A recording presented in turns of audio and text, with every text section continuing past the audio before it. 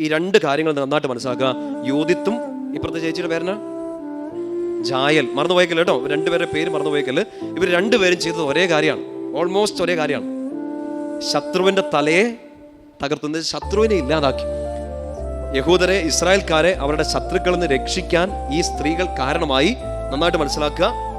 ശത്രുവിന്റെ തലയെ തകർത്ത സ്ത്രീയെ നോക്കി വിശുദ്ധ ഗ്രന്ഥം വിളിക്കുന്ന വാക്കാണ്, നീ സ്ത്രീകളിൽ ഏറ്റവും അനുഗ്രഹീത, ഏറ്റവും ധന്യ. പറഞ്ഞേ ഹല്ലേലൂയ.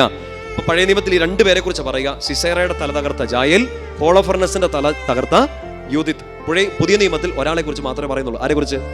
പരിശുദ്ധ അമ്മയെ കുറിച്ച്. അമ്മ ആരുടെയും തല തകർത്തോ? സാത്താന്റെ തലയെ തകർത്തോ? ആണോ?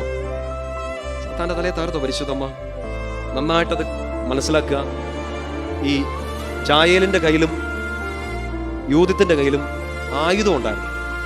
ആ ആയുധം വെച്ചാണ് ശത്രുവിന്റെ തല തകർത്തത്. ഒരാളുടെ കയ്യിൽ ചുറ്റിക, മറ്റേയാളുടെ കയ്യിൽ വാള്. അപ്പൊ ആ വ്യക്തി ശത്രുവിന്റെ തലയെ തകർത്തു എന്ന് മാത്രമല്ല പറയേണ്ടത്, ആ ശത്രുവിന്റെ തലയെ തകർക്കാൻ അവരുടെ കയ്യിൽ ഒരായുധം ഉണ്ടായിരുന്നു. അതിനാൽ ആ സ്ത്രീകൾ ഏറ്റവും അനുഗ്രഹീതയായി. പരിശുദ്ധ അമ്മയെ നോക്കി സഭയും എലിസബത്ത് അമ്മയും വിളിക്കുന്നു, നീ സ്ത്രീകളിൽ അനുഗ്രഹീതയാണ്. ശത്രുവിന്റെ തലയെ തകർത്തു എന്ന് മാത്രം പറഞ്ഞാൽ പോരാ, ശത്രുവിന്റെ തലയെ തകർക്കുന്ന ഒരു ആയുധം അവളുടെ കയ്യിലുണ്ടായിരുന്നു. പറഞ്ഞേ ഹല്ലേലൂയ.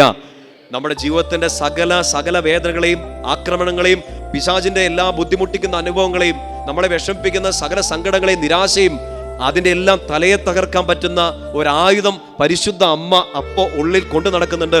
ഉള്ളിൽ ഈശോ ഉണ്ട്.